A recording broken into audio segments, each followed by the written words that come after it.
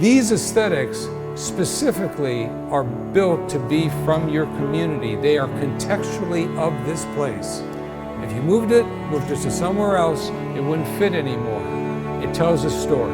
What we say at CDR is that we're storytellers of the clients we work for. Each project is site-specific, and it will tell the story of your community. Your commerce, your vision, your values, the natural environment, your aspirations for the future, all of that. Why not incorporate that into your structures? So here's an interesting bridge, and this is something very important, talking about community. This is for the city of Dayton, Ohio. This city is divided by the Great Miami River. And when I say divided, I don't mean just physically divided. I mean divided economically, divided racially, divided in all sorts of ways.